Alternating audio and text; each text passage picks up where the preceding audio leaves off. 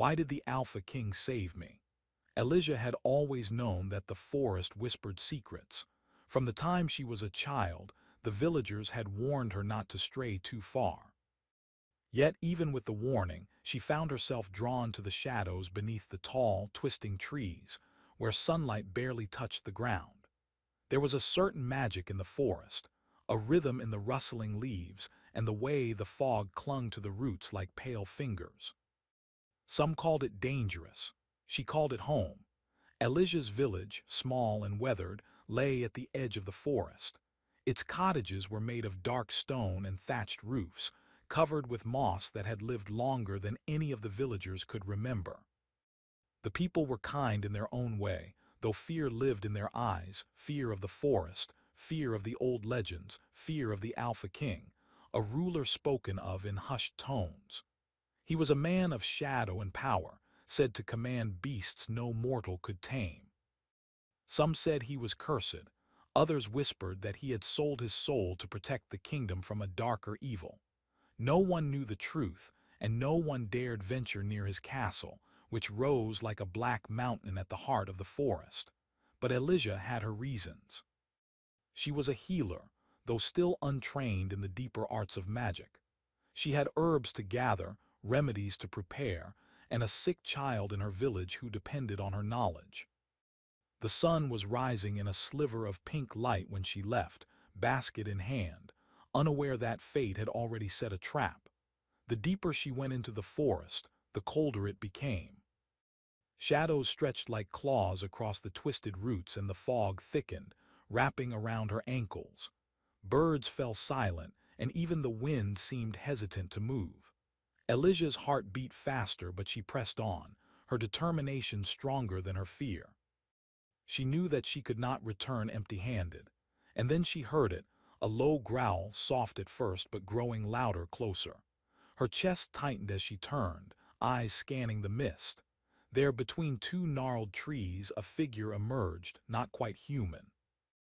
Its eyes glowed with an unnatural red light, and its body moved in a way that seemed wrong, too fluid, too deliberate. Elijah froze. Every instinct screamed at her to run, but her legs would not obey. The creature lunged. Elijah barely managed to dodge, stumbling into a shallow pit hidden beneath the leaves. She fell hard, scraping her arms and knees, and the basket of herbs tumbled to the ground, spilling its contents. The creature circled the pit, growling, eyes fixed on her like a predator sizing up its prey. "Please, leave me alone," she whispered, though she knew it could not understand. Her voice barely carried in the thick fog. Just as the creature leapt toward her again, a shadow fell across the clearing.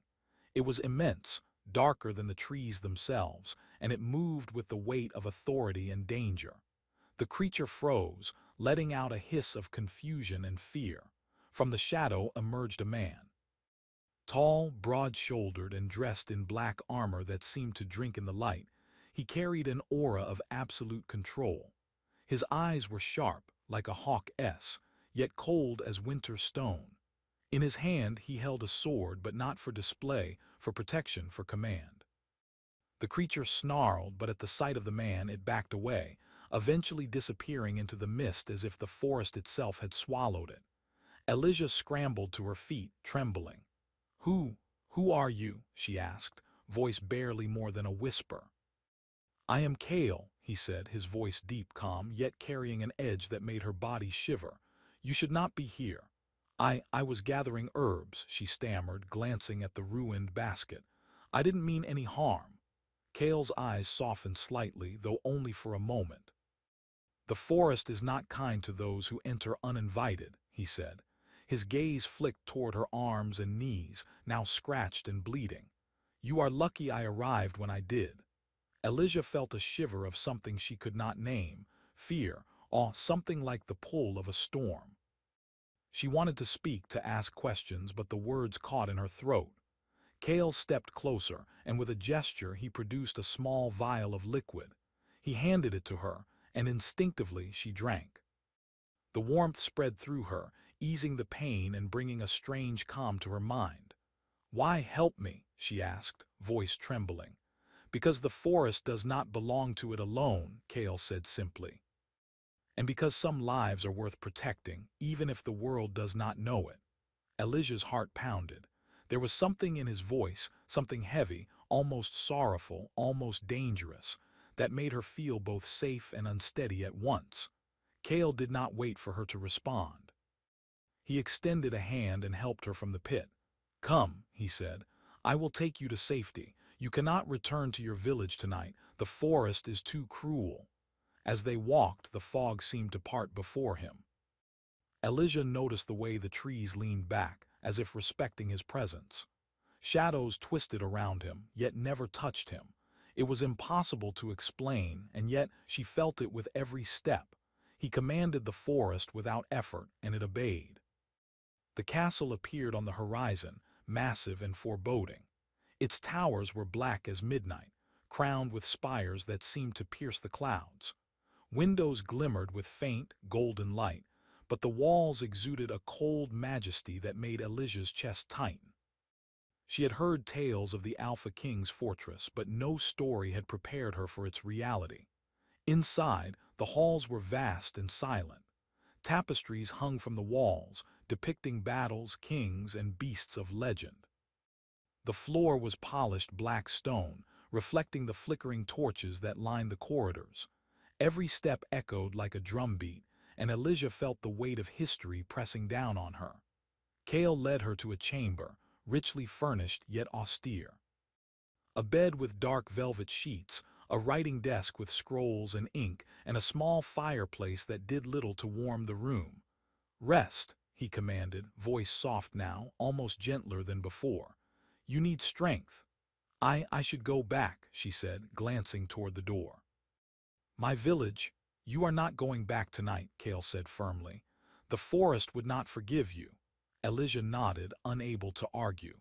She felt too tired, too overwhelmed. As she lay on the bed, Kale lingered by the window, looking out over the forest. She could not see his face clearly, but she felt his gaze as though it pierced her very soul. The night was silent, but not empty. Outside, the wind whispered through the trees, and somewhere in the distance, a creature howled.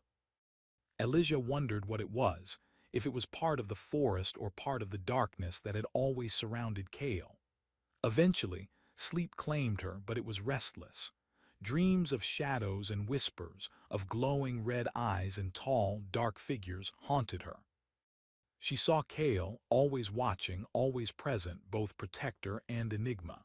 And she woke with a single thought lingering in her mind. Why had he saved her? Morning came slowly. The sun struggled to pierce the heavy clouds, and the castle walls seemed colder than the night had been. Kale did not speak much, but he brought her food, his silence more commanding than words. Elijah noticed how the servants moved quickly around him, yet no one dared meet his eyes. His presence was magnetic, terrifying, and somehow deeply lonely. Who are you really?" Elijah asked, finally finding courage. Kale paused, one hand resting on the edge of the table. "I am the Alpha King," he said, almost reluctantly. "And I am bound to this forest, this kingdom, and its people, but my duties are mine alone. You are not meant for this place." And yet, he trailed off, looking at her in a way that made her stomach twist. "Yet what?" she whispered. "Yet I could not let the forest take you," he said finally, his voice low. "Somehow, you belong to this story now. Whether you want it or not." Elijah did not know what to say. The weight of his words pressed on her, heavier than the fog outside the windows, heavier than the forest itself. She realized that her life had changed in an instant, tangled now with shadows, danger, and a man whose power she could neither comprehend nor resist. That night, as she lay in the chamber, she heard a faint scratching at the door. She thought it was the wind at first, but then a whisper reached her ears. "She is the one, take her before he does." Her heart froze. The forest had not finished with her, and perhaps neither had the Alpha King. The next morning the castle felt both alive and silent.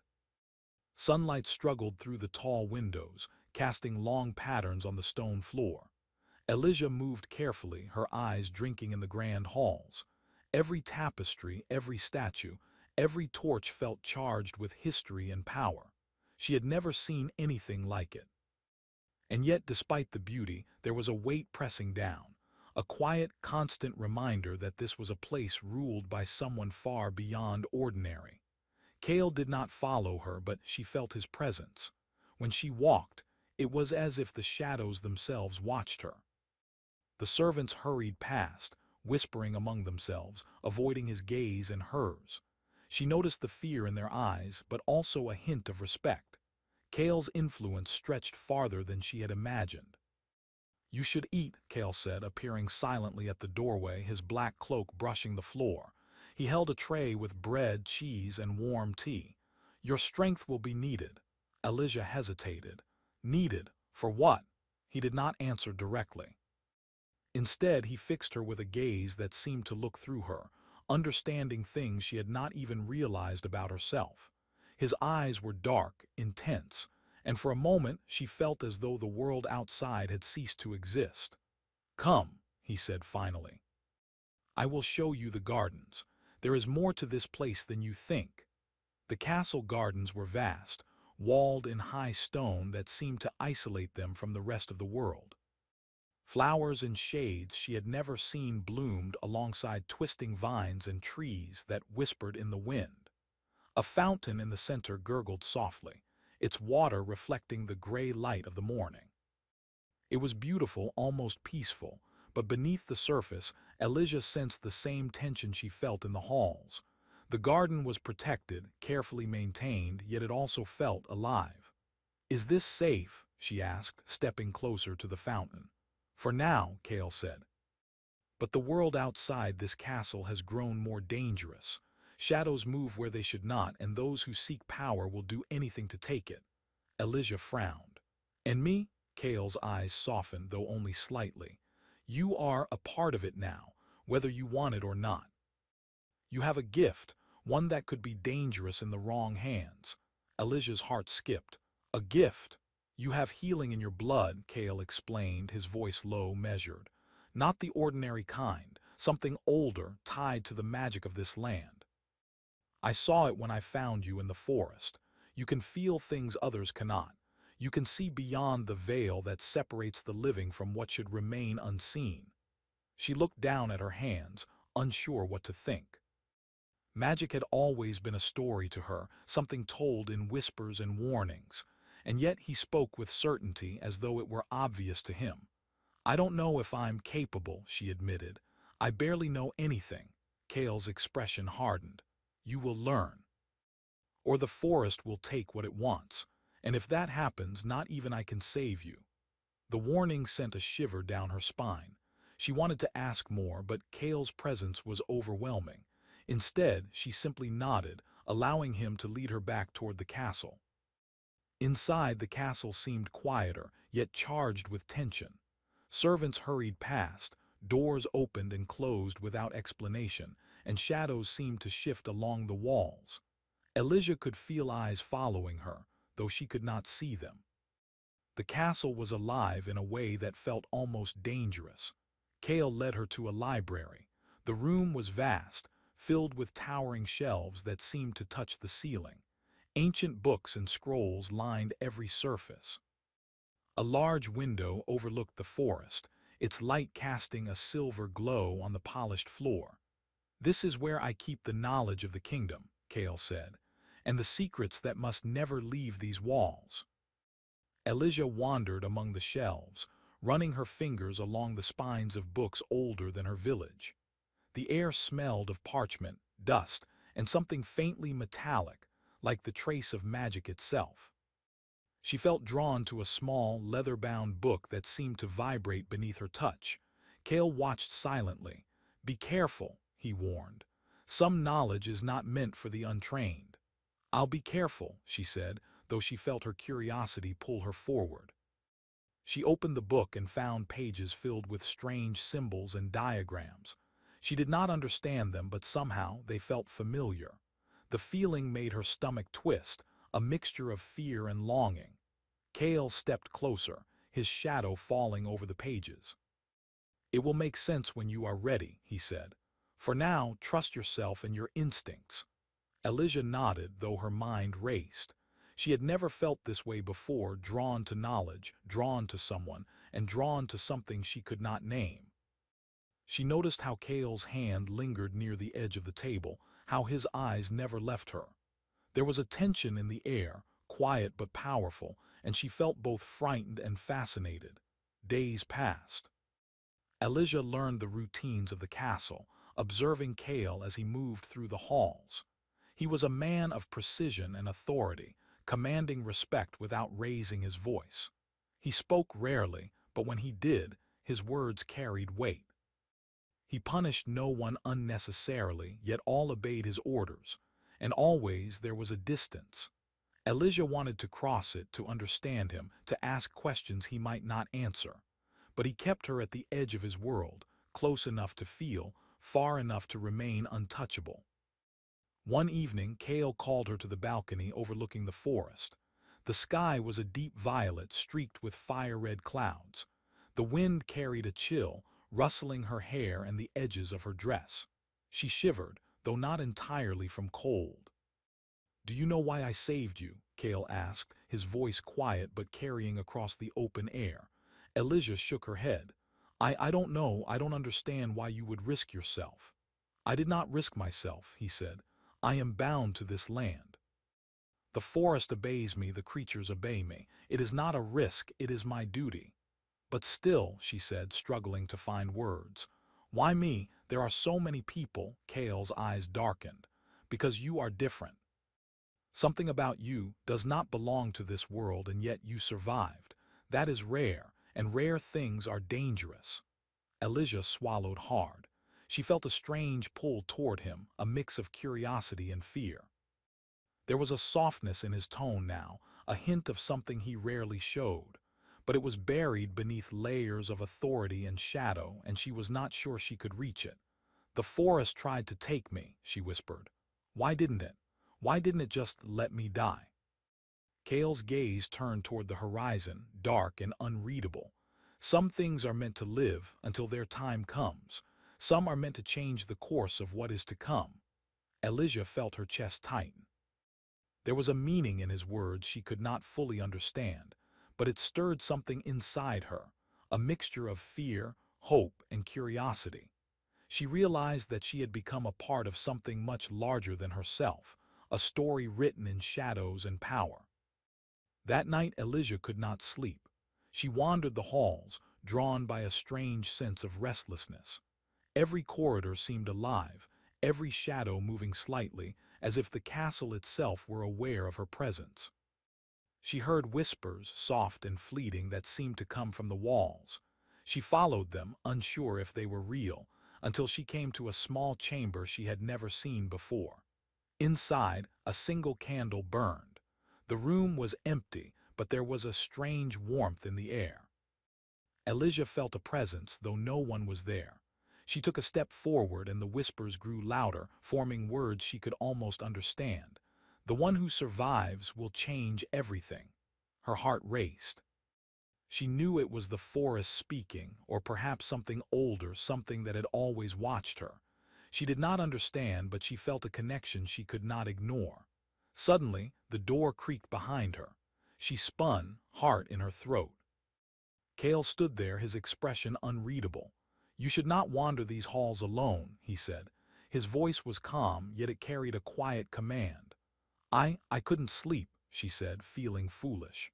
Cale stepped closer, the shadows around him shifting like living things. "The forest is not the only danger," he said. "There are those inside the castle who would see you harmed. You must trust me, and only me." Elijah nodded, though her chest ached. Trusting him was easier said than done, and yet she knew she had no choice. He had saved her once. She had to believe he would save her again. Cale reached out, placing a hand briefly on her shoulder. The touch was light, almost gentle, yet it carried a weight that made her knees weak. He did not linger, and just as quickly as he appeared, he turned and left, leaving her alone with her thoughts and the candlelight. She realized then that she was beginning to feel something she had never felt before, an unspoken connection, a longing that both frightened and thrilled her. And somewhere deep in her heart, she knew that her life had changed forever. But outside in the darkness beyond the castle walls, something stirred. Eyes watched, unseen, waiting. The whispers of the forest had a darker echo, and Elijah had no idea that her survival had set in motion events that could alter the fate of the kingdom, and the Alpha King himself. The castle was quieter than usual that morning. Even the servants moved like shadows, their footsteps soft, almost fearful. Elijah felt it immediately, a tension in the air that made her skin prickle. She had grown used to the grandeur of the Alpha King's fortress, to its silent corridors and the constant weight of Kale's presence. Yet today, the silence felt different, heavier, as though the walls themselves were holding their breath. Elijah had spent the night thinking about Kale's words, about the forest, about the gift he claimed she carried. The warmth of his hand on her shoulder lingered in her mind. She did not fully understand it, but it had awakened something inside her, a sense of purpose and also fear. What did it mean to survive? To change the course of what was to come? She did not know, but she knew she could not ignore it. By midday, Kale summoned her to the training halls. The air smelled of polished stone and old iron. Sunlight streamed through high windows, painting long streaks across the floor. Kale stood in the center, sword in hand, but his eyes were not on the weapon, they were on her. "You need to learn control," he said. His voice was steady, like the surface of a still lake. "Power without control is dangerous. You have a gift, Elijah, but if you do not understand it, it could destroy you or others." "I don't even know where to begin," Elijah admitted. "I've never done anything like this before." Kale's lips pressed into a thin line. "Then you will begin now." He demonstrated the simplest exercise first. He held a small flame in his palm, controlled and steady. "Focus," he said. "Feel the energy, do not try to force it. Let it flow." Elijah closed her eyes, reaching inward. She felt warmth in her chest, a heartbeat that was hers and yet not entirely hers. She imagined it stretching out, moving through her arms, through her fingers. Slowly, almost imperceptibly, the flame flickered in her mind, responding to her will. "Good," Kale said. His eyes softened, though only slightly. "You are beginning to understand, but the gift is tied to more than this. It is tied to the forest, to the land, to me, in ways you cannot yet see." Elijah frowned. "To you?" Kale looked away, his jaw tight. "To me and to the curse that binds me. The forest, the castle, my very blood, it is all part of a chain. You are now a link in it." Elijah's heart raced. The forest, the creatures, the Alpha King, everything was tied together, and somehow she was at the center. She wanted to ask more, but Kale shook his head. "Not now," he said. "Focus on what you can control. The rest will reveal itself when it is ready." The days that followed were filled with lessons and training. Kale guided her through exercises to strengthen her powers, to feel the magic in the world and in herself.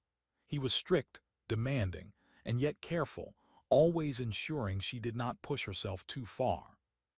But there were moments when the distance between them dissolved, moments when Kale's walls fell slightly, and she glimpsed the man behind the king. One evening, they walked along the balcony overlooking the forest. The sky was a deep indigo, streaked with silver clouds and the faint shimmer of distant stars. Elijah felt a pull toward him, a need she could not name. She wanted to ask him questions, to know why he saved her, to understand the weight he carried. Kale broke the silence. "You are learning quickly," he said, "faster than I expected." Elijah smiled faintly. "I have a good teacher." He said nothing at first, but the faintest corner of his mouth lifted. Then he spoke, his voice quieter now. "You must be careful. Not all who smile at you are friendly. Some masks hide the darkest intentions." Elijah's stomach tightened. "Do you mean someone in the castle?" Kale's eyes darkened. "Yes. There are those who would see you harmed, or worse, used as a pawn. I cannot always protect you, Elijah. That is why you must learn to protect yourself." The warning sank into her like cold water. She had never imagined that danger could exist so close, hidden behind the very walls that seemed to shelter her. And yet, she understood, it was true. If she wanted to survive, she could not rely on Kale alone. A week later, the first signs of change appeared. While practicing in the training hall, Elijah felt her magic surge without warning. A small flame leapt from her palm, bigger and brighter than before. She stumbled backward, heart pounding. "Control it," Kale barked, rushing to her side. I tried," she gasped. The flame danced wildly, casting flickering shadows across the walls. Kale placed a hand on her shoulder, and instantly the flame steadied, responding to the calm he radiated. "You are not ready for this alone," he said, voice low, "but you will be, and soon." Afterward, he led her to the castle gardens, where the night air was cooler and calmer. "Your power is awakening," he explained. "It is connected to the forest, to the curse that follows me, and to the life you saved. You are a rare kind of magic, Elijah, one that can change what has been set in motion for centuries." Elijah shivered, both from fear and from awe. "Change what has been set in motion? What do you mean?" Kale's eyes were shadowed, unreadable. "The curse," he said. "It is older than this castle, older than any king who has ruled here. It binds me, my bloodline, and now you. The forest whispers of it, the shadows obey it. You are connected, whether you know it or not, and soon you will see why." The words settled heavily in her mind. She had survived the forest, been saved by Kale, and now carried a gift that could be tied to a curse older than she could imagine. She felt both fear and determination, a strange mixture that made her heart ache. That night the castle was restless. Footsteps echoed in the halls, doors creaked, and shadows moved as if alive. Elijah could not sleep. She wandered the corridors, drawn to a chamber she had not yet seen. Inside, a small pool of water reflected the moonlight. She knelt beside it, and when she looked down, the water shimmered strangely. Her reflection blurred, and in its place, she saw visions of the forest, of Kale, of creatures with glowing eyes, and of a shadowed figure moving among the trees. The visions were fleeting, but their meaning was clear. She was part of something far larger than herself, and danger was closer than she had imagined. Suddenly, Kale appeared behind her, silent as the shadows. "The visions are strong," he said. "Do not fear them.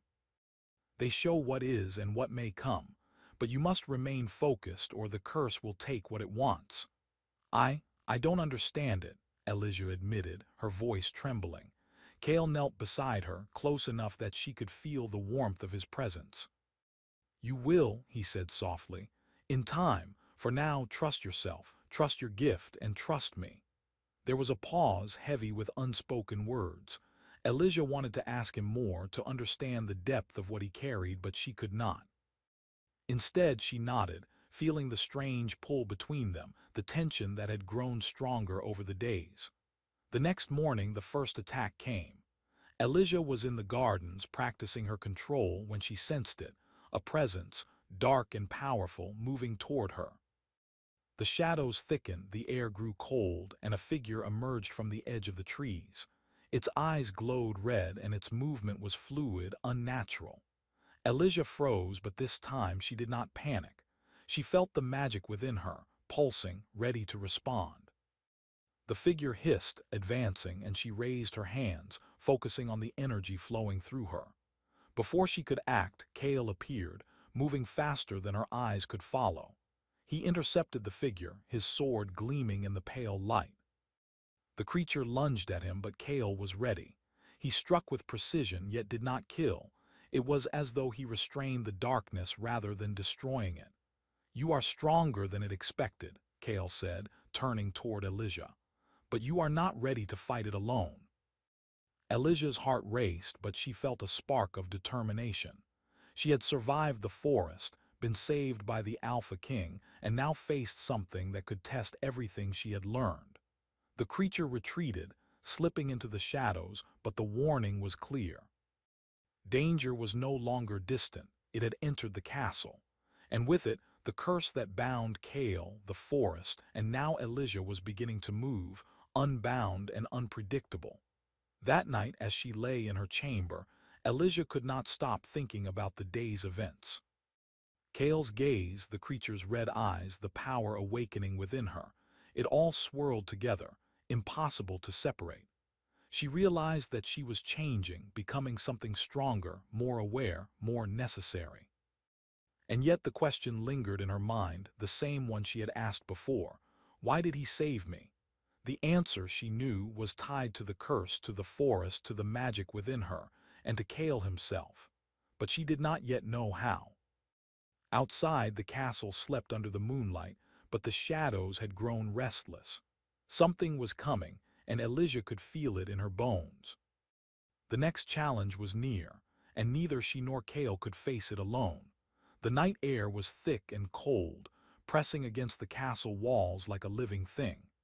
Elijah stood at the balcony, staring into the shadowed forest that stretched beyond the horizon. Her hands trembled not from the chill, but from the storm of thoughts and emotions swirling inside her. She could feel it, the pull of the curse, growing stronger, closer. The shadows that had haunted her since the first day in the forest now felt like whispers of a coming reckoning. Kale approached silently, as he always did, his presence commanding even in the stillness. "You feel it, don't you?" he asked, voice low but steady. "Yes," Elijah admitted, her eyes never leaving the dark line of trees. "It's stronger than before. I feel it in my bones, in my magic. It's coming." Kale's expression tightened. "Then we have little time. The forest has begun to act on its own, and the creature you saw before is only the beginning. If we do not act, the curse will consume everything, this castle, the kingdom, and perhaps you." Elijah's stomach twisted. She had grown stronger in the days since her arrival, her magic now more than just a flicker of light in her palm. But the weight of responsibility pressed on her chest. She had survived the forest, endured the castle's secrets, and learned under Kale's watchful eye. And yet the thought of confronting the full power of the curse terrified her. Kale reached out, placing a hand on her shoulder. His touch was firm, grounding, yet carried an unspoken tenderness. "You are ready," he said. "You have always been ready. I only guided you to see it." Elijah turned to face him, searching his eyes. There was a depth there she had never seen before, a mix of sorrow, determination, and something softer, something almost like hope. "I'm scared," she whispered. Kale's lips pressed into a thin line. "So am I," he admitted, in a voice low enough that only she could hear. "But fear is not weakness. It is a reminder that we are alive, that we care, that this matters." Together, they descended into the heart of the castle, moving through corridors that seemed to pulse with the approaching storm. Shadows flickered along the walls, moving in ways that made Elijah's skin prickle. The castle itself seemed alive, anticipating the clash to come. In the grand hall, the source of the disturbance awaited, a figure cloaked in darkness, eyes glowing red, power radiating like a storm about to break. The air crackled with energy, making Elijah's hair rise on end. She could sense the curse flowing from it, ancient and relentless, reaching toward her, toward Kale, toward everything they held dear. "Stay behind me," Kale commanded, his hand gripping the hilt of his sword. His shadow stretched long across the stone floor, protective and absolute. "I'm not staying behind," Elijah said firmly, stepping forward. I can help." Kale hesitated, searching her eyes. Then slowly he nodded. "Together, then." The creature advanced, moving with unnatural speed. Kale met it with a strike, precise and controlled. But it was relentless, evading, circling, forcing them to react faster than they thought possible. Elijah closed her eyes, reaching deep inside, feeling the magic surge within her. It was no longer a flicker. It was a tide, wild and untamed, but responsive to her will. She extended her hands, and a sphere of shimmering light erupted from her palms, casting the shadows around the hall into stark contrast. The creature recoiled, its red eyes narrowing. Elijah focused, guiding the magic, shaping it not to destroy, but to restrain. Kale moved beside her, sword striking to defend, shield to protect, but always allowing her space to wield her newfound power. Together, they were a force of balance, shadow and light, strength and will, king and healer. The creature hissed, a sound that seemed to echo from the very walls, the floor, the air. It lunged one final time, but Elijah, with every ounce of concentration, lifted her magic higher, enveloping the figure in a sphere of pure, steady energy. The creature struggled, shrieked, and then vanished, leaving only a whisper in its wake. The chain cannot be broken. Elijah sank to her knees, exhausted but victorious. Kale knelt beside her, placing a hand on her shoulder, steadying her. "You did it," he said. His voice was both awestruck and proud. We did it," she corrected, looking at him. "You guided me. You saved me again." Kale's eyes softened, and for the first time the full weight of his emotion was visible. "And you saved me," he admitted, voice low, almost a whisper. "Your courage, your magic, your heart. It reminded me what it means to live, to hope, to fight not just out of duty, but for something worth protecting." Elijah felt a warmth spread through her chest, a lightness she had never known. She realized then that their bond was no longer just protector and protected, teacher and student. It was something deeper, something forged in shadow, tested by fear and strengthened by trust. The castle, once heavy with the weight of curses and secrets, seemed to exhale, as if the darkness itself had been lifted. The walls no longer felt oppressive, the shadows no longer threatening. Even the forest beyond the walls seemed to glow faintly, silver and serene under the dawn. Kale rose, extending his hand to help her up. Elijah took it, feeling the strength and warmth in his grasp. "This is not the end," he said. "The curse is ancient. It may return in another form, but now we are ready." Elijah nodded, determination solidifying within her. "Then we will face it together," she said. "No matter what comes, we will face it together." Kale's lips curved into a rare, faint smile. "Together," he echoed. The first rays of dawn broke over the horizon, piercing the darkness with gold and silver light. Elijah and Kale stood on the balcony, side by side, watching the forest awaken. The birds began to sing, the wind moved gently through the trees, and for the first time in many nights the world felt alive, not just the forest, not just the castle, but them. Elijah reached out, touching the edge of Kale's hand. He did not pull away. Instead, he turned slightly, letting her hand rest in his. The gesture was simple, yet full of meaning, trust, understanding, and an unspoken acknowledgement of everything they had endured together. "You saved me," Elijah whispered. Kale shook his head slowly, his dark eyes meeting hers. "I saved you, yes, but perhaps you saved me more. You reminded me that even in shadow there is light, even in fear there is hope, and even a king bound by duty can learn to live, to feel, to love." Elijah's chest swelled with emotion. She had survived the forest, faced the curse, and now stood at the edge of a new beginning. She realized that she had grown stronger, braver, and more certain of her place in the world, and by Kale's side, she had found something she had never expected: home. The castle behind them, the forest before them, and the first light of dawn between them, Elijah and Kale knew that the story was far from over. But for now, the darkness had been held at bay. For now, they had each other.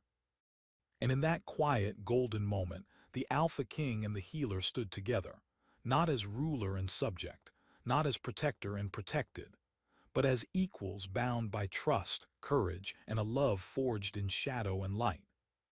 The forest whispered softly, carrying the promise of peace, and the castle breathed easier. The curse had not been destroyed, but it had been challenged, and they had prevailed. Elijah looked up at Kale, the sun glinting in his dark eyes. "Will it ever end?" she asked softly. Kale smiled faintly, a shadow of humor in his expression. "Perhaps, or perhaps it is not about ending, but about facing it again and again with courage. And now we are ready for anything." The dawn grew brighter, filling the balcony with warm light. Elijah felt the tension in her shoulders ease for the first time since the forest. The journey had been long, the trials many, but she had survived. She had grown, and she had discovered something far more precious than she had ever imagined. Kale took her hand fully, intertwining their fingers. "Whatever comes next," he said, "we will face it together. You, me, and the light we carry. No curse, no shadow, no darkness can take that from us." Elijah smiled, a mixture of relief, pride, and hope. "Together," she repeated. And as the sun rose, casting its golden glow across the kingdom, the Alpha King and the healer, once bound by duty, now bound by trust and courage, stood ready. Not just to survive, but to live, to fight, and to love, whatever the future might hold. For in the darkness of the past, they had found the light, and in each other they had found redemption.